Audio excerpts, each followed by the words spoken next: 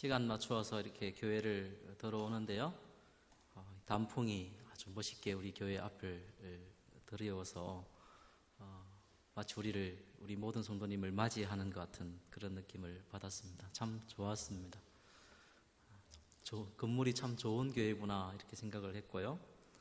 들어오면서 한 번 한 번 또 이렇게 뵈니까 참 좋은 교회, 또 우리 좋은 성도님들이 또 함께 모여있는 참 아름다운 교회구나라는 생각을 하게 됩니다. 말씀을 듣고 또 우리가 다시 혹시 우리 마음 가운데 어두운 그늘이 있다 그러면 하나님의 은혜로 치유가 되어지고 회복되어지는 그런 시간 되기를 소원해 봅니다. 오늘은 물론 날짜로는요 정확하게 우리가 10월 31일 그때를 기념해서 이제 종교개혁 주일 기념일로 이렇게 지키는데 그 주간이 포함되어 있기 때문에 오늘 많은 교회에서 특히 이제 개신교에서 종교개혁 기념 주일로 지니고 있습니다. 이 시간을 통해서 우리가 종교개혁이 갖는 그 의미가 무엇인지, 또 그 정신, 그 내용이 무엇인지, 또 우리가 계속 이어받아야 될 그 종교개혁의 정신이 무엇인지를 다시금 우리가 생각해 보기를 소원하여서 종교개혁의 정신이라는 제목으로 말씀을 전하고자 합니다. 오늘 저희가 목사님께서 읽어드린 로마서 11장 말씀은 참 각별한 말씀입니다. 종교개혁자들이 늘 사모하고 읽고 좋아했던 그런 말씀입니다. 인생의 목적이 우리는 하나님께 영광을 돌리고 하나님을 즐거워하는 것이라는 삶을 우리가 잘 알기 때문에 또 이 말씀은 더더욱 그 말씀을 우리의 그 정신을 잘 대변해주는 말씀입니다. 우리 장로교회에서 장로교회 신조인 웨스트민스터 신앙고백서 대소요리 문답에서는 하나님을 영화롭게 하고 그를 영원토록 즐거워하는 것이 인생의 목적이라 이렇게 강조하고 그 모든 내용을 가지고 우리가 보고 있는 이 성경을 다 풀어나가고 있습니다. 종교개혁자들이 그 개혁을 할 때는 16세기 때요. 종교개혁자들이 그 교회 개혁을 시작할 때 단순히 이 가톨릭의 잘못된 신학과 삶을 비판하여서 저항하여서 새로운 교회의 제도를 두고자 했던 것만이 아니었습니다. 분명한 목적을 두고 있었는데요. 그 목적은 무엇이냐 하면 그것이 최종 목적이었는데 언제나 하나님께 영광이었습니다. 종교개혁의 어떤 그 구호 중에 많은 구호들이 있습니다. 오직 성경, 오직 믿음, 오직 은혜, 또 그런 내용들이 있지요. 그런데 이제 최종적인 종교개혁의 모토가 있는데 그것은 오직 하나님께 영광, 솔리 데오 글로리아라는 라틴어 문구를 사용하여서 그것을 최종 목적으로 삼았다는 것입니다. 그래서 이 종교개혁자들은 하나님께 온전한 영광을 돌려드릴 때까지는 결코 만족하거나 쉬지 아니하였습니다. 따라서 이 종교개혁이라는 것은 그저 역사의 한 시점에서 이루어지는 것이 아닙니다. 하나님께 전적으로 영광을 돌려드릴 때까지 결코 쉬지 않는 것이 종교개혁이며 그런 의미에서 지금도 종교개혁은 계속 진행 중에 있는 것입니다. 그리고 그런 정신으로 늘 하나님의 영광을 가리는, 하나님의 영광을 어지럽히는 그 모든 일들을 사실은 종교개혁자들은 가장 두려워하고 그것을 적대시하였던 것입니다. 그것이 오늘 우리 종교개혁을 맞이하는 그 정신을 우리가 이어받기를 소원하는 모든 성도님들이 늘 참 본받아야 할 그 내용이고 주님의 몸된 교회가 늘 주장하면서 실현해 나가야 될 그런 내용인 것입니다. 종교개혁이 진행되어지고 17세기에 한 철학자가 있었습니다. 오늘까지 아마 그 철학자의 영향하에 있는 그런 아주 유명한 그런 철학자인데 이름은 데카르트라는 사람입니다. 아마 대수학자이기 때문에 수학을 전공하는 분들은 잘 알 것이고 아마 공부를 하신 분들은 이름은 한번 다 들어봤을 것입니다. 데카르트. 이 데카르트가 어떤 말을 남겼냐 하면 후세대에게요. 코지토 에르고 숨, 이 라틴어인데 이 말은 뭐냐 하면 나는 생각한다, 고로 나는 존재한다, 이런 말을 남겼습니다. 나는 생각한다, 고로 나는 존재한다. 쉽게 들리는 말씀이지만 그것은 참 그 당시 때에 그리고 그 후대의 모든 인간의 생각들을 변환시키는 아주 혁신적인 말을 남겼던 것입니다. 사회의 변화는 이루 말할 것도 없고요. 교회 안에서 또한 막강한 힘을 발휘하게 되었습니다. 데카르트 이전에는 그러면 그런 사상이 없었는가? 그렇지 않았습니다. 늘 인간이 중심이 되고자 하는 그런, 인간이 늘 역사의 중심이 되고자 하는 그런 늘 마음이 늘 있어 왔지요. 인간이 타락한 후에 그것은 인간의 어떤 본연적인 문제였습니다. 그러나 그의 그 한마디는 교회 안에서 어떤 영향력을 미쳐 들어오게 되는데요. 그것이 교회 안에서 인간이 늘 높여 하나님만이 홀로 높여지고 하나님만이 홀로 영광을 받으셔야 되는데 인간 또한 같이 높여지고자 하는 그런 욕심들이 늘 교회 안에서도 도사리고 있었는데 그 데카르트의 그 한마디는 교회 안에서도 인간이 중심이 되고자 하는, 인간이 높아지고자 하는 그런 마음의 그 양심에, 억눌리고 있는 그 양심에 자유를 주는 그런 말이 되었던 것입니다. 저는 그분을 한 번도 뵌 적이 없는데 제가 한번 소개시키드린 또 한 인물은 아마 또 교회를 오랫동안, 한국교회에서 오랫동안 다니신 분은 알만한 이름일 것입니다. 박윤선 목사님이신데 이분은 우리나라에서 최초로 성경 전체를 다 이렇게 주석을 하신 분입니다. 창세기부터 계시록까지 주석을 다 하신 분이신데 어떻게 보면 이분은 전생애를 성경을 주의하면서 사신 분입니다. 그 시간 날 때마다 어떤 모든 시간을 통해서 그러니까 기차로 여행을 하든 비행기로 여행을 하든 배로 여행을 하든 이분은 늘 성경을 외우고 묵상하고 또 설명하고 주석하고 하는 그 일만 하신 분이십니다. 제가 다닌 신학교의 초대 원장님이셨는데 제가 신학교 다닐 때는 이미 돌아가시고 안 계셨던 분입니다. 이분이 성경 주회를 하면서 늘 생각했던 그 마음의 중심 사상이 하나 있었는데 무엇이냐 하면 조금 어려운 표현일 수 있습니다. 계시 의존 사색이라 이렇게 말했습니다. 그러니까 그걸 아주 강조를 하셨습니다. 계시 의존 사색. 이 말은 무엇이냐 하면 즉 계시라는 것은 뭐냐면 하나님 말씀입니다. 하나님께서 우리에게 주신 이 하나님의 말씀이 바로 하나님에 대한 하나님의 계시인데 그것에 의존해서 생각을 하겠다는 것입니다. 즉 인간이 중심이 되어서 인간의 어떤 사상이나 인간의 어떤 그 마음에 담고 있는 그런 내용을 성경을 통해서 담아내는 것이 아니고 성경이 과연 우리에게 인간에게 해주는 그 말씀들이 무엇인지를 늘 상고를 하셨다는 것이죠. 그런 정신으로 그는 늘 성경을 읽고 묵상하고 주석을 하였습니다. 인간이 발휘하는 아주 훌륭한 생각들이 많습니다. 그죠? 인간의 그 아이디어는 참으로 놀랍습니다. 인간이 만들어낸 그 모든 만물들을 물질들을 한번 보십시오. 너무나 참 위대합니다. 그러나 인간이 아무리 훌륭한 생각을 가지고 아무리 놀라운 생각을 갖는다 할지라도 아까 말씀한 대로 계시, 의존, 사색 즉 하나님의 말씀에 의거하여서 걸러내지 못하면 그것이 아무리 좋은 인간의 생각이라 할지라도 그것은 하나님의 영광을 가리게 되는 것이고요. 결국은 실상은 인간에게 가장 큰 피해를 준다는 것입니다. 여러분들이 한번 곰곰이 생각을 해 보십시오. 인간이 만들어낸 그 모든 어떤 물건들이라든지 좋은 것들이라든지 어떤 좋은 아이디어라든지 그런 것들이 과연 인간에게 궁극적으로 좋은 것을 주었는가? 결국 그렇지 않습니다. 가장 좋다고 생각했는데 가장 안 좋게 돌아온 경우가 너무나 많습니다. 교회 안에서 하나님께 전적으로 온전한 영광을 돌리는 일에 있어서 늘 걸림돌이 되었던 그 사상이 있었습니다. 그것이 뭐냐 하면 인간의 구원에 있어서 우리 구원에 있어서 전적인 하나님의 은혜고 전적인 하나님의 역사라 하는 그런 교회에 늘 가르침이 있어 왔는데 그것을 뒤집는 것이었습니다. 아니다.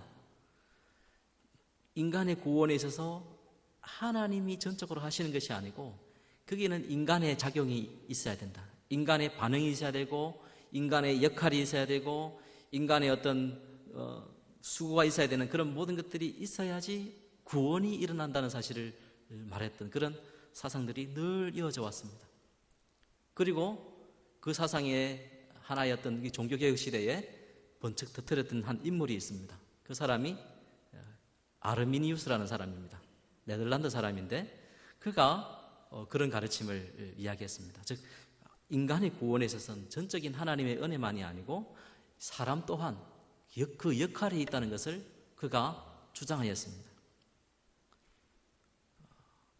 그러니까 인간의 구원을 받고 구원을 받지 못하는 그 책임은 인간에게 있는 것이고 그가 거절하면 구원도 없는 것이고 그가 믿으면 구원을 받는 그런 것을 이제 즉 하나님의 전적인 은혜가 아니라 인간의 어떤 수고가 있어야 되고 인간의 숨은 공로가 있어야지 그 구원은 온전히 이루어진다는 가르침을 그는 펼쳤던 것인데 아까 말씀드린 대로 이 종교개혁자들은 전적으로 하나님께만 홀로 영광을 돌리고자 하는 그런 마음이 아니고서는 그런 정신이 아니고서는 결코 쉬지를 않았습니다. 당연히 그 아르미니우스의 그런 주장들은 즉각 반박하게 되었던 것이죠. 그런 사상들은 결국 하나님께 영광을 돌려드리는 삶을 저해하는 것이고 하나님의 은혜를 파괴하는 삶으로 이어질 것이라는 것을 그들은 좌시하지 않고 그것을 지적하였던 것입니다. 이제 과연 그런 잘못된 그 신앙 사상에 반대하여서 과연 성경적으로 무엇이 옳은 진리인가? 종교개혁자들이 늘 주장했던 그 오직 하나님께 영광이라는 그 말에 그 모토에 부합될 수 있는 그 진리의 내용이 무엇인지를 그들은 이제 반박하면서 드러내었습니다.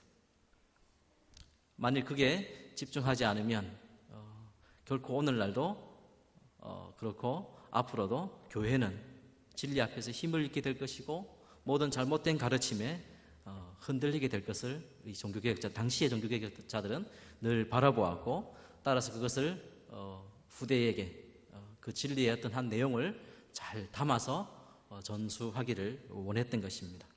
성경 말씀과 더불어서 성경이 과연 주장하는 그 구원의 교리에 대해서 과연 옳은 것이 무엇인가를 그들은 늘 담아내기를 원하였는데 그 내용은 방대하지만 그러나 후대에 많은 경건한 성도들이 신학자들이 목회자들이 하나의 정리를 하여서 5가지로 요약을 하였습니다. 이 5가지 내용을 또 잘 조합을 해서 첫자로 이렇게 그 모든 그 첫자로 따서 튤립이라는 교리를 만들었습니다. 짧은 시간이겠지만 우리가 이 내용들을 가지고 우리가 한번 각 조항들을 한번 생각해 보면서 우리가 받은 그 구원의 은혜, 그 구원의 은혜가 과연 어떻게 오직 하나님께만 영광이라는 그런 내용으로 그런 정신으로 이어질 수 있는가를 한번 우리가 매치시키고 또 상고해 봤으면 좋겠습니다. 여기 보면 그 5가지가 나오죠. 예, 5가지가 나옵니다. 영어도 이렇게 돼 있는데 처음 이제 내용이 total depravity였습니다. 그래서 전적인 타락이고요. 두 번째가 unconditional election 해서 무조건적인 선택이고 세 번째는 limited atonement 해서 제한된 속죄고요. irresistible grace 불가항력적인 은혜 perseverance of the saints 성도의 견인 했습니다. 첫 잠을 따면은 튤립이 되죠. 그래서 잘 익히고 외워서 평소에 잘 묵상하여서 과연 그러한가? 과연 이런 진리가 성경에 부합한 진리고 오직 하나님의 영광을 드러내는 그런 놀라운 진리의 내용인가를 상고하는 것이죠. 여러분들이 바로 그럴 수 있습니다. 이런 내용들을 잘 상고하다 보면 인생의 목적이 바로 하나님께 영광이고 이 진리의 내용이야말로 오직 하나님께만 영광을 돌리는 그런 삶으로 이어질 수 있는 그런 복된 내용이구나라는 것을 아마 아시게 될 것입니다. 비록 짧은 시간이지만 이런 내용들을 잠깐 살펴보면서 여러분들에게 주어지는 숙제는 이런 것을 아까 튤립해서 첫자를 가지고 한번 묵상을 충분히 하시면 또 말씀을 또 읽다 보면 아마 그런 놀라운 진리에 이르리라 저는 확신해 봅니다. 첫 번째로 토탈 디프레이비티입니다. 전적 타락입니다. 부분 타락도 아니고 조금만 살아남은 것도 아니고 완전히 타락했다는 것이 토탈입니다. 토탈. 인간의 부패, 인간의 죄악으로 말미암은 그 인간의 부패 상태는 가능성이 0.1%도 그 어떤 것도 남아있지 않는 전적으로 타락하였다는 것입니다. 성경 말씀이 바로 그것을 증거하고 있습니다. 로마서 3장 말씀입니다.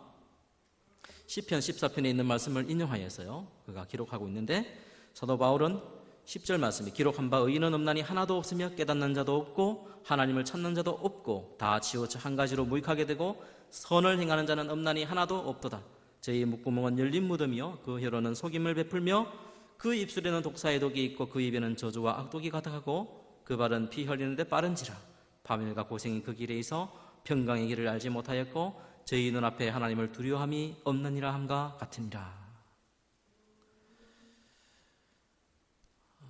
인간의 상태를 말씀하는 것이죠. 유대인이든 헬라인이든 모든 인간들은 바로 이러하다는 것입니다. 예레미야 선지자는요, 구약성경 예레미야는 17장 9절에 인간의 마음을 가르쳐서 만물보다 거짓되고 심히 부패한 것이라 했습니다. 만물보다 부패한 것, 우리가 부패한 것을 보게 되는데 그보다 더 부패한 것은 우리 인생의 마음이라는 것입니다. 더 나아가서 에베소서 2장 5절 말씀에는 우리를 가르쳐서 허물로 죽었다 그렇게 증거하고 있습니다.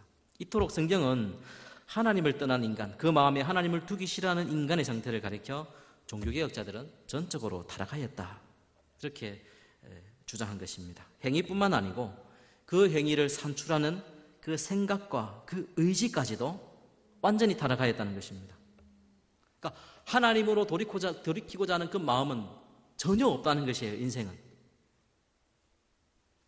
아무리 괜찮은 사람이라 할지라도 그렇습니다. 하나님의 아들이신 그리스도께서 그 인간을 위하여 십자가에 못 박혀 피를 흘려 죽으심은 사실 무엇을 또 우리에게 가르쳐주냐 하면 인간의 그 타락의 정도가 어떠한가? 과연 인간이 얼마나 타락했길래 하나님의 아들이신 독생자 예수 그리스도께서 십자가에서 대신 죽으셔야만 했던가? 라는 사실을 우리가 또 한번 생각하는 그런 문구라 생각되어집니다. 두 번째로 무조건적인 선택입니다. Unconditional Election, 튤립의 TU의 두 번째 내용이죠. 그건 무조건적인 선택입니다. 자, 이 말은 무엇이냐 하면 하나님께서 구원받을 자를 택하실 때에 인간에게 어떤 기준이나 조건이 있는가를 보여주는 겁니다. 그러니까 하나님께서 어떤 한 사람을 택하시고 하나님 자녀로 삼으실 때, 선택을 하실 때 무언가를 보았냐는 것이에요. 뭔가를 가치 있는 걸 봤냐는 것입니다. 여러분 스스로 한번 생각해 보십시오. 하나님이 왜 많은 사람들 중에 왜 나를 택하셨을까? 하나님 자녀로서 나를 택하셨을까? 한번 돌아보십시오. 이유가 있습니까? 내가 그래도 그 사람보다는 훨씬 낫지 할 만한 이유가 있는 수도 있었어요. 그죠? 내가 보니까 옆 사람보다는 구원 못 받은 사람보다는 교회 안 다니는 사람보다 내가 좀 더 나은 부분들이 있고 공부도 더 많이 한 것 같기도 하고 그런 가치가 있는 것 같습니까? 그러나 우리 종교개혁자들은 그렇게 생각하지 아니하였습니다. 하나님의 선택은 결코 인간의 외부적인 어떤 요소나 이유로 하나님이 그를 선택하지 않았다는 것입니다. 좀 전에 살펴본 대로 인간에게서는 완전히 타락했기 때문에 그 어떤 것도 하나님 보시기에 합당한, 하나님이 선택할 만한 어떤 좋은 조건이 하나도 없었습니다. 우리 찬송가에 보면 어메이징 그레이스가 있습니다. 나 같은 죄인 살리십니다. 나 같은 죄인 살리십니다. 하나님의 은혜를 받고 하나님께 영광을 돌려드리는 그 성도의 입술에는요, 나 같은 괜찮은 사람을 하나님 살려주셔서 감사합니다라는 말을 할 수가 없습니다. 나 같은 죄인입니다. 좀 전에 살펴본 대로 모든 타락한 인간은 결국 하나님의 심판 아래에 있음을 성경은 선언하고 있습니다. 과거 하나님께서 모든 민족들 가운데서 하나님을 섬기도록 구별하시고 택하신 그 이스라엘을 세우신 그 기준이 무엇이었던가? 신명기 7장 6절에서 8절 말씀은 분명히 말씀하고 있습니다.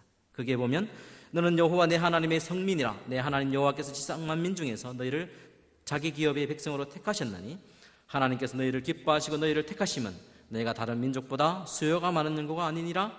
너희는 모든 민족 중에 가장 적으니라. 즉 하나님께서 그 이스라엘 민족을 택한 것은 너희들 외부적인 어떤 조건을 보고 너희를 택한 것이 아니라 8절 말씀에 여호와께서 다만 너희를 사랑하심으로 인하여 또한 너희 열조에게 하신 맹세를 지키려 하심을 인하여 그렇게 하셨다. 즉 이스라엘을 너희를 지상 만민 중에서 너희를 택하였다. 하나님을 섬기는 자로 택하였다는 것입니다. 계속해서 신명기 10장 15절 말씀에 그 말씀이 있습니다. 여호와께서 오직 내 조상들을 기뻐하시고 그들을 사랑하사. 즉 이스라엘에게는 하나님의 선민이라 불릴 만한 어떤 조건이 없었다는 것이에요. 너희들을 보고 택한 것이 아니고 내가 원인이라. 하나님이 원인인데 그 하나님 너희를 사랑했기 때문에 너희를 기뻐하였기 때문에 너희를 택했다는 것입니다. 말씀이 그러합니다. 우리가 좀 괜찮은 사람이라 할지라도 우리는 말씀 앞에 우리를 스스로 돌아봐야 합니다. 내가 하나님의 자녀가 되었습니다 라고 고백할 때에 내가 하나님의 자녀가 된 이유가 무엇인가? 그것은 내가 잘나서가 아니고 내가 저 사람보다 더 잘 믿고 잘 섬기고 잘 나갈 것 같아서 하나님께서 나를 부르신 것이 아니라 그것은 하나님께 원인이 있었다. 그저 하나님이 나를 사랑하셨기 때문에 나를 기뻐하셨기 때문에 그것이 원인이 되어서 그것이 조건이 되어서 우리를 택하셨다는 것입니다. 그것이 바로 unconditional election, 무조건적인 선택이라는 것입니다. 결국 인간이 자랑할 것이 있습니까? 내가 하나님의 자녀가 됐다는 데 대해서 자랑이 있을 수가 없는 것입니다. 그래서 하나님께만 영광을 돌려드리는 그런 마음의 그런 준비가 되어 있는 것이고 그분의 그 이외에는 나 같은 죄인 살리신 그 하나님의 은혜를 높일 수밖에 없는 그런 겸손한 고백이 거기에 나타나게 되는 것입니다. 세 번째로 L, Limited Atonement입니다. 제한 속죄입니다. 여기서 많은 분들이 동의하지 못하고 힘들어하는 경우가 있습니다. 그러나 성경은 전체 성경을 돌아보면 결코 이것을 반대하지 않습니다. 오히려 이 모든 것들은 이것을 주장할 수밖에 없는 것이고 우리 하나님이 어떤 분인가를 알게 되면 더더욱이나 이 내용은 우리가 받을 수밖에 없는 내용입니다. 우리 하나님은 천지 만물을 지으실 때 그리고 오늘날의 모든 역사들 가운데 하나님은 결코 우연적이지 않으십니다. 하나님은 아무 계획 없이 모든 것들을 이끌어 가시는 분이 아니십니다.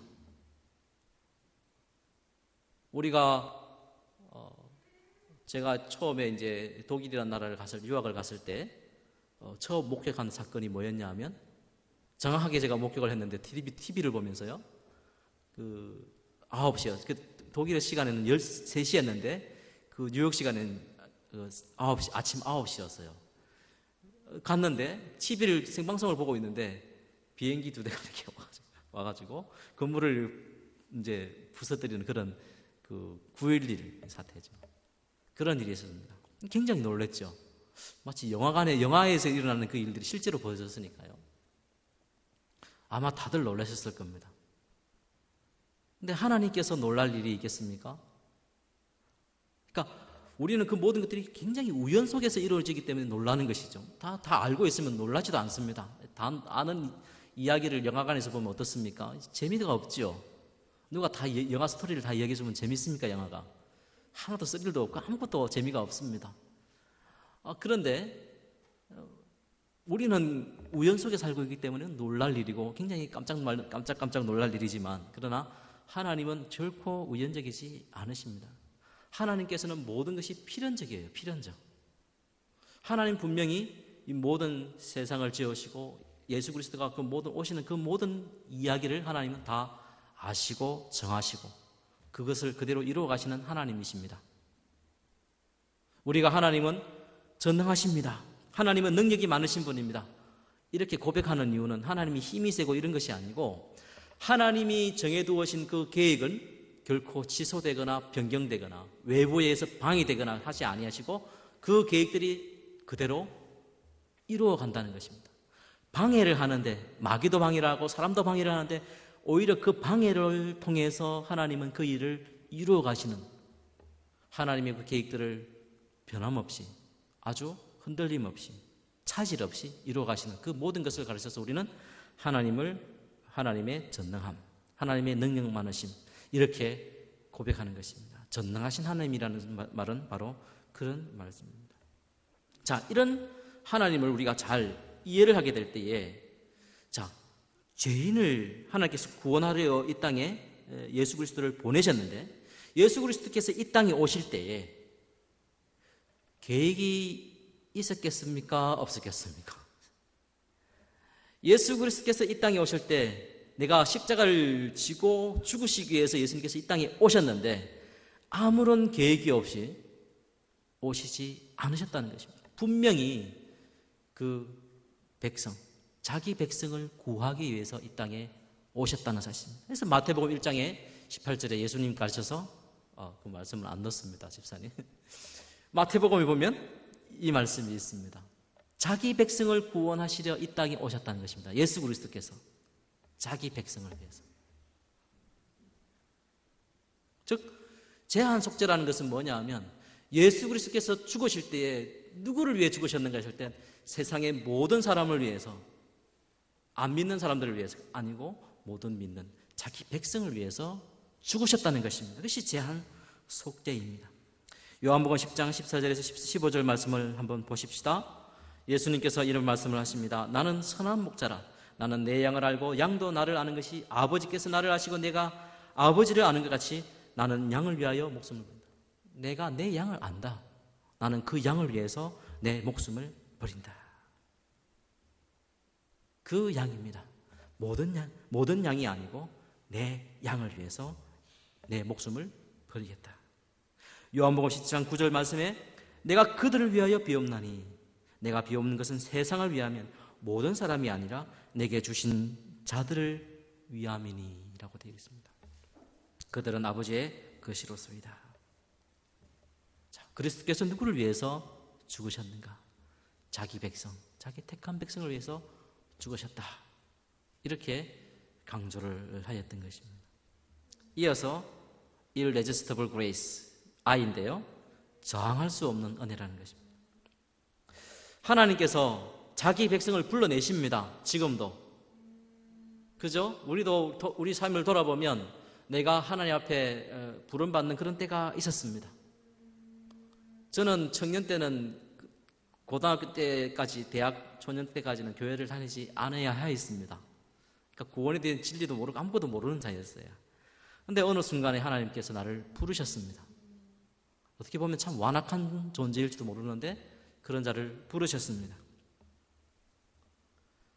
지금도 하나님은 그 역사를 하십니다. 바깥에 나가 있는 지금 예배를 드리지 못하는 바깥 모든 사람들이 구원을 받지 못한 사람인가? 하나님이 버린 자인가? 그렇게 말할 수 없는 것은 그가 언제 어느 때에 돌아올지 우리는 아무도 알지 못하기 때문입니다. 하나님께서 혹시 그들 가운데 어떤 방식으로 부르실지 모르는 것입니다. 저는 관계 중심으로 전도하는 것을 상당히 좋아하는 사람 중에 한 사람인데요. 우리 주위에 있는 사람들, 믿지 않는 사람들에게 우리는 사실 믿는 자로서의 아름다운 본을 보여드릴 그런 책무들이 우리에게 늘 주어져 있습니다. 하나님께서 혹시 나를 통해서 그 사람을 부르지 않을까라는 기대감에 그렇습니다. 그래서 모든 친절로 온유한 마음으로 그들을 대하는 것이죠. 하나님께서 그 자기 백성을 부르실 때는 하나님께서 은혜를 주시는데 문제는 이 은혜를 줄 때에 인간이 그 은혜를 거절할 수 있는가 이렇게 말하는 것이죠. 인간은 그 하나님께서 부르실 때에 결코 거절할 수 없다. 이것이 진리의 내용입니다. 창세전에 택하신 자기 백성을 때가 되어서 부르실 때 그 하나님의 부르시는 성령을 통하여서 그들을 부르실 때 그 복음의 은혜를 거절할 수도 저항할 수도 없다는 것입니다. 마태복음 11장 20절에서 24절 말씀을 한번 보시겠는데요. 참 의미 있는 말씀입니다. 모든 말씀이 그러하지만 예수님께서 권능을 가장 많이 행하신 고을들이 회개하지 아니함으로 그때 책망하시되 화 있을진저 고라시나 화 있을진저 벳세다야 너희에게 행한 모든 권능을 두로와 시돈에게에서 행하였더라면 그들이 벌써 베옷을 입고 죄에 앉아 회개하였으리라. 내가 너희에게 이르노니 심판날에 두로와 시돈이 너희보다 견디기 쉬우리라. 가브나움아 내가 하늘에까지 높아지겠느냐 온보에까지 낮아지리라. 내가 행한 모든 권능을 소돔에서 행하였더라면 그 성이 오늘까지 있었으리라. 내가 너희에게 이르노니 심판날에 소돔 땅이 너보다 견디기 쉬우리라. 예수님께서 고라신, 벳세다, 즉 이곳에서 복음을 전하시고 모든 권능을 행하셨는데 회개하지 아니하였습니다. 그래서 예수님 책망하시되 내가 너희들에게 행했던 그 모든 권능들을, 복음의 모든 내용들을 이 두로와 시돈에게 행했더라면 그들이 벌써 죄에 앉아서 회개했을 것이다.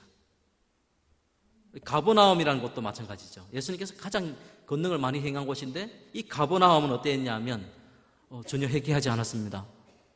그때 예수님께서 뭐라고 책망하셨냐면 나중에 너네들을 누가 심판하냐 하면 이제 소돔 땅에 있는 사람들이 와서 너희를 심판할 것이다. 소돔 땅에 이 복음이 전파되었으면, 예수님의 권능과 복음이 전파되었으면 그들은 벌써 죄에 앉아서 회개하고 하나님께로 돌아왔을 테인데 이렇게 말씀하는 거죠. 지금 소돔 땅이 아예 없습니다. 아예 불로 심판을 받아서 다 없어졌죠. 그 땅이 아직도 지금도 있게 될 것이라 그렇게 말씀을 하셨습니다. 이 말씀은 뭐냐 하면 하나님께서 뒤에 우리가 뒷부분도 한번 봅시다. 로마서 9장 15절에서 18절 말씀인데요. 이건 이제 다 연결되는 것입니다. 아까 제한 속죄, 리미티드 오토먼트와도 같이 연결되는 내용인데 9장 15절에서 18절 말씀 모세에게 이르되 내가 긍휼히 여길 자를 긍휼히 여기고 불쌍히 여길 자를 불쌍히 여기리라 하셨으니 그런즉 원하는 자로 말미암음도 아니요 다른 박질하는 자로 말미암음도 아니요 오직 긍휼히 여기시는 하나님으로 말미암음이니라. 성경이 바로에게 이르시되 내가 이 일을 위하여 너를 세웠으니 곧 너로 말미암아 내 능력을 보이고 내 이름이 온 땅에 전파되게 하려 함이라 하셨으니 그런즉 하나님께서 하고자 하시는 자를 긍휼히 여기시고 하고자 하시는 자를 완악하게 하시느니라. 하나님께서 하시고자 하는 자는 하나님께서 그들에게 은혜를 주시고 반드시 부르신다는 거예요. 그가 시돈 땅에 거하든 소돔 땅에 거하든 상관없이요 가장 완악하여서 심판을 받을 수밖에 없는 그런 자라 할지라도 은혜를 베풀고자 하면 그들을 부르시는 것이고 하나님께서 버려두시면 그는 완악하게 되는 것입니다. 바로 모세를 대적했던 그 바로 왕이 어떻습니까? 모든 하나님의 권능이 있었습니다. 하나님의 하나님 되심을 그와 같이 맛본 인간이 또 없을 것입니다. 그러나 그가 어떠했습니까? 점점 더 완악해졌습니다. 왜 그렇습니까? 하나님께서 그는 자기 백성으로 부르지 않으셨기 때문에 그렇습니다. 하나님께서 부르시는 자, 하나님께서 긍휼히 여길 자, 은혜를 베풀고자 원하시는 그 자는 하나님께서 반드시 그를 불러내시고요. 그렇지 않으면 그는 떠나갈 수밖에 없는 자입니다. 그에게 복음이 전해진들 전혀 반응하지 않을 것입니다. 그러나 하나님께서 부르시는 자는 그가 아무리 완악한 자라 할지라도 소돔 땅에 있는 사람이라 할지라도 시돈 땅에 거하는 사람이라 할지라도 어떻습니까? 그를 불러내고자 하시면 하나님께서 그를 불러내는 것입니다. 그것은 하나님의 저항할 수 없는 은혜에 기인한 것입니다. 내 의지가 잘 작동하여서 내가 그나마 내가 그 하나님께서 나는 내 성격상 내가 잘 거절하지 못하는 성격이기 때문에 누가 부탁하면 잘 거절하지 못하는 성격이기 때문에 주님께서 나를 복음을 전했을 때 내가 잘 거절하지 못해서 내가 복음을 받아들이고 구원을 받았다. 이런 것이 아닙니다. 우리는 아까 말씀한 대로 본질상 하나님의 진노의 사람이고 하나님을 대항하여서 우리는 아주 완악한 전적으로 부패하고 타락한 존재라고 우리는 밝혔습니다. 결코 우리는 스스로 하나님께서 주시는 그 복음을 스스로 받을 수 없는 그런 자인 것입니다. 하나님께서 은혜 주시고자 하는 그런 역사가 있었기 때문에 우리에게 바로 그런 역사가 일어났다는 사실을 우리는 말씀을 통하여서 우리는 다시 확인해야 하는 것입니다. 마지막으로 성도의 견인입니다. Perseverance of the saints. 끝까지 인내하고 견딘다는 것이죠. 구원에 한 번 구원받은 자는 결코 타락하거나 그 구원이 취소되거나 없어지지 아니한다는 것입니다. 왜 그렇습니까? 만일 구원이라는 것이 내가 구원을 받았다는 사실이 나의 의지나 나의 결정이나 나의 판단에 의해서 내가 거절하지 못하는 성격 때문에 내가 구원을 받았다. 나의 불굴의 의지로 말미암아서 내가 구원을 결정하였고 내가 그것을 구원을 쟁취했다고 생각해 보십시오. 사람의 마음이 얼마나 간사하고 얼마나 쉽게 변하는지 우리는 인생을 통해서 많이 배웠을 것입니다. 내 옆 사람이 아니고 바로 저입니다. 얼마나 쉽게 변하는지 모릅니다. 조금이라도 이렇게 되면은 그냥 싹 변하는 것이 인간의 마음입니다. 어제는 참 좋았다가 오늘은 원수가 되어지는 것입니다. 그 인간의 마음이 참 간사하기 때문에 그러합니다. 우리의 구원이 취소될 수 없는 것은 만일 그것이 우리의 손에 구원이 놓여졌다면 우리는 충분히 구원이 취소되고도 남음직합니다. 은혜를 받아서 좋다고 하다가도 눈물 콧물을 다 쏟더라도 어느 날 은혜가 떨어지면은 전혀 아주 꼭 누구 표현대로 마귀 사촌처럼 돼가지고 이렇게 행동하는 그런 모습들이 우리에게 늘 존재합니다. 그러나 성도의 견인이 주는 그 교훈은 무엇이냐 하면 하나님께서 결코 그를 놓지 않으신다는 것입니다.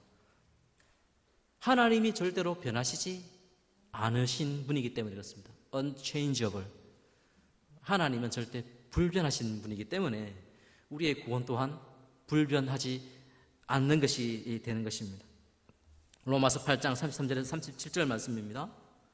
누가 능히 하나님께서 택하신 자를 고발하리요 어렵다 하신 이는 하나님이시니 누가 정죄하리요 죽으실 뿐 아니라 다시 살아나신 이는 그리스도 예수시니 그는 하나님 우편에 계신 자요 우리를 위하여 간구하시는 자시니라. 누가 우리를 그리스도의 사랑에서 끊으리요 환난이나 공고나 박해나 기근이나 적신이나 위험이나 칼이랴. 기록된 바 우리가 종일 주를 위하여 죽임을 당하게 되며 도살당할 양같이 여김을 받았나이다 함과 같으니라. 그러나 이 모든 일에 우리를 사랑하시는 이로 말미암아 우리가 넉넉히 이기느니라. 누가 우리를 그리스도의 사랑에서 끊겠는가? 우리가 아니 하나님께서 그를 붙들면요 어떤 존재도 그것을 끊을 수가 없게 되는 것입니다. 요한에서 3장 9절 말씀에 하나님께로부터 난 자마다 죄를 짓지 아니하나니 이는 하나님의 씨가 그 속에 거하며 그도 범죄하지 못하는 것은 하나님께로부터 났습니다. 죄를 범하지 않는다고 되어 있습니다. 하나님께로부터 난 자들은요. 그러면 스스로 한번 생각해 볼 때 나는 오늘 아침에도 죄를 범한 것 같은데 어떻게 된 거지? 내가 혹시 하나님께 버림받은 자 아닌가? 그렇지 않습니다. 이 요한 1서에 나와 있는 죄를 짓는다는 말은 요한 1서 5장 17절 말씀에 나와 있는 그 말씀을 우리가 한번 생각해 봐야 됩니다. 5장 17절부터 18절 말씀에 모든 불의가 죄입니다. 죄 맞습니다. 그죠? 그런데 이 요한일서에서 말하는 그 죄는 사망에 이르지 않은 죄가 있다는 것입니다. 사망에 이르지 않는 죄.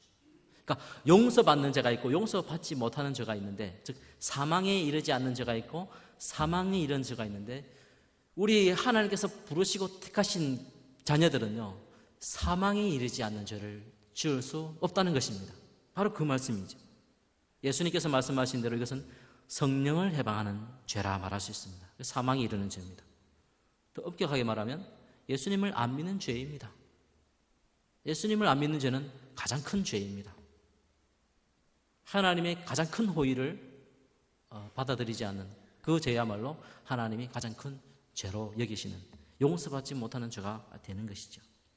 18절 말씀을 보게 되면 요한일서 5장 18절 하나님께로부터 난 자는 다 범죄하지 아니한 줄을 우리가 아노라. 이제 분명히 됐지요. 하나님께로부터 나신 자가 그를 지키심에 악한 자가 그를 만지지도 못하느니라. 즉 사망에 이르는 죄를 결코 그는 지을 수가 없다는 것입니다. 요한복음 10장 26절에서 29절 말씀입니다. 너희가 내 양이 아님으로 믿지 아니하는도다. 즉 아까 예수님께서 분명히 말씀하셨죠. 내 양을 위해서 죽는다 했는데 그 내 양이 아는 자는 믿지 아니하죠. 내 양은 내 음성을 들으며 나는 그들을 알며 그들은 나를 따르느니라. 내가 그들에게 영생을 주노니 영원히 멸망하지 아니할 것이요 또 그들을 내 손에서 빼앗을 자가 없느니라. 예수님께서 바로 이 말씀을 또 하십니다. 그리고 이어서 그들을 내게 주신 내 아버지는 만물보다 크심에 아무도 아버지 손에서 빼앗을 수가 없느니라. 우리가 받은 그 구원, 그것이 캔슬되고 취소되어지고 없어지지 아니하면, 불변한 이유는 우리의 이게 구원이 있는 것이 아니고 오직 우리를 붙드시고 우리를 지키시고 우리를 끝까지 천국에까지 이르게 하실 그분이 하나님, 만물보다 크신 그 하나님이시기 때문에 우리 구원은 너무나 완전하고 너무나 확실한 것입니다.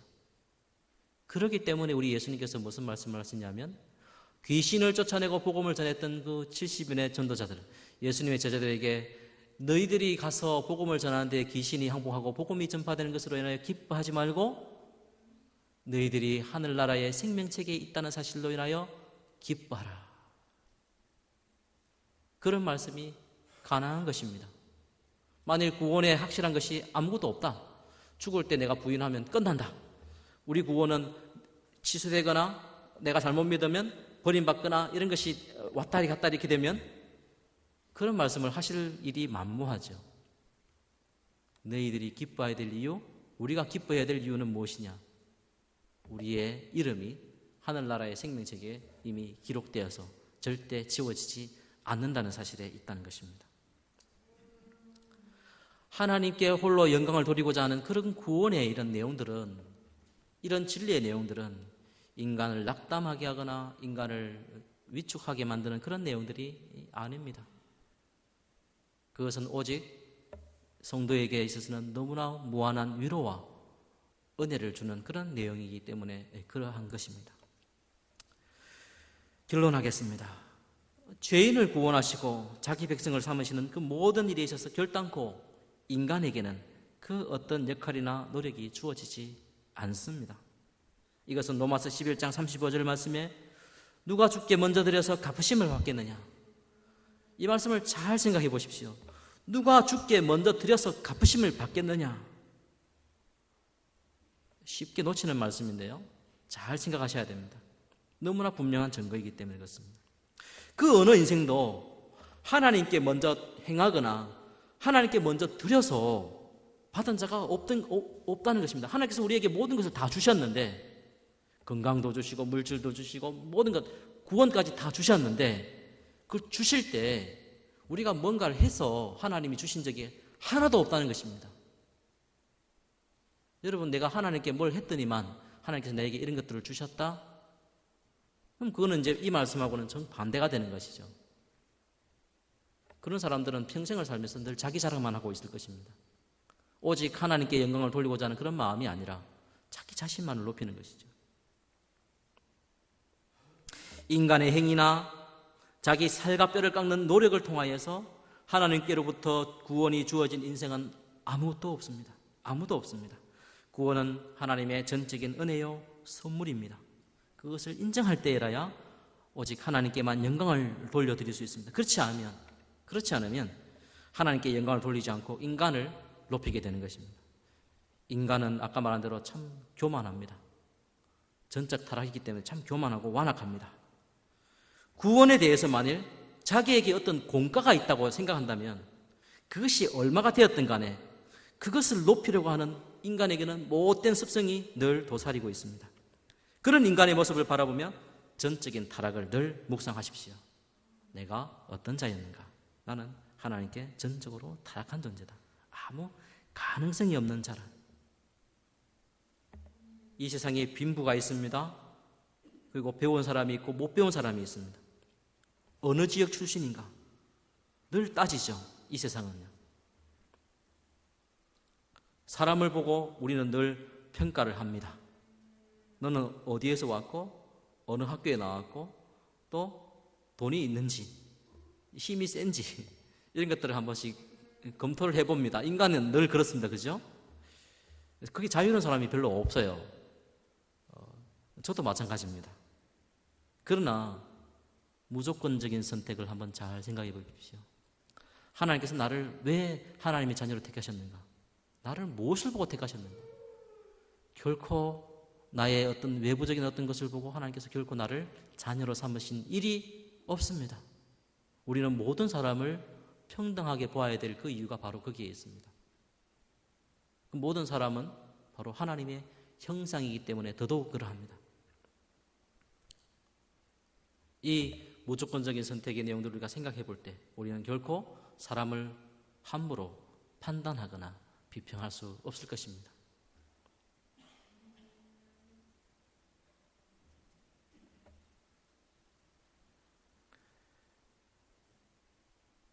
나의 강인한 의지와 수고와 노력으로 구원이 궁극적으로 이루어진다고 하는 생각에 반하여 오직 하나님의 오래 참으시고 변치 않으시는 하나님의 강인한 은혜의 손에 붙들린다는 사실을 우리는 묵상해 볼 때에 비로소 인간은 한없이 겸손의 자리에 이르게 되고 오직 하나님께만 홀로 영광을 돌리게 되는 것입니다.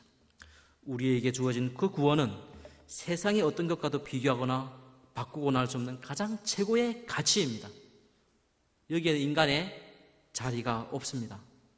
그럴 수밖에 없는 것은, 이것이 가장 좋을 수밖에 없는 것은, 우리가 받은 그 구원은 가장 가치 있는 것인데, 이것이 가장 가치 있을 수밖에 없는 것은, 그것은 하나님께로부터 왔고 예수 그리스도께서 대신 죽으심으로 우리에게 주어진 너무나 값진 것이기 때문에 그러합니다.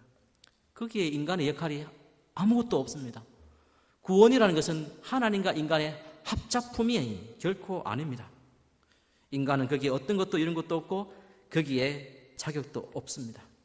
그리고 가장 좋은 구원을 주신 것, 인간에게서는 너무나 가치가 있는 것인데 하나님께서 그것을 주신 것은 그것 자체만이 아니었습니다.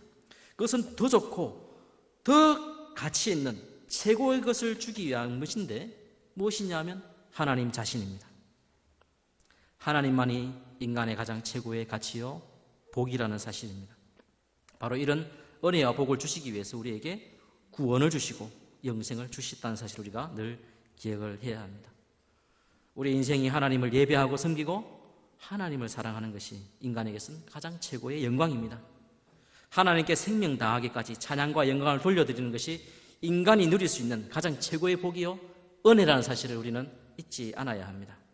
이것을 삶 속에서 실현하는 것이 바로 종교개혁자들의 마음이고 그것이 목적이었고요, 오늘 이렇게 종교개혁의 정신을 이어받는 우리 모든 성도의 삶의 태도라는 사실을 우리가 늘 잊지 말고요 그렇게 살아가야 하겠습니다. 기도하겠습니다.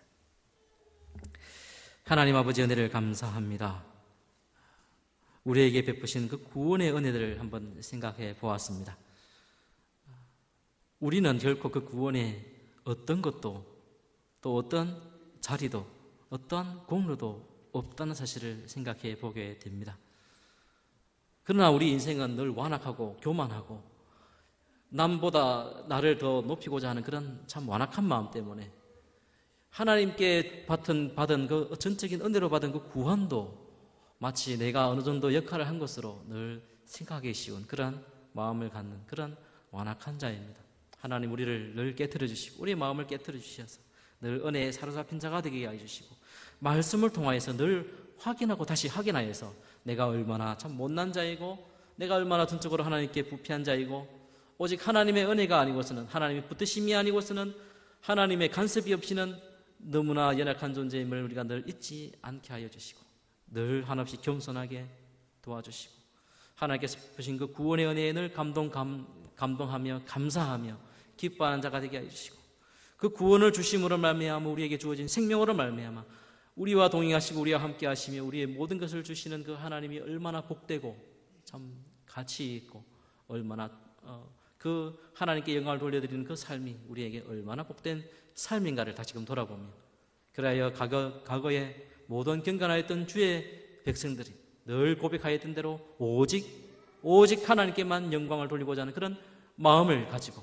우리가 이 세상 가운데 늘 살아갈 수 있도록 도우시고 그러한 겸손한 마음으로 하나님의 교회를 섬기고 서로를 섬기며 하나님 나라를 이루어가는 저희들 다 될 수 있도록 주님 함께하여 주옵소서. 살아계신 예수 그리스도의 이름으로 기도드리옵나이다.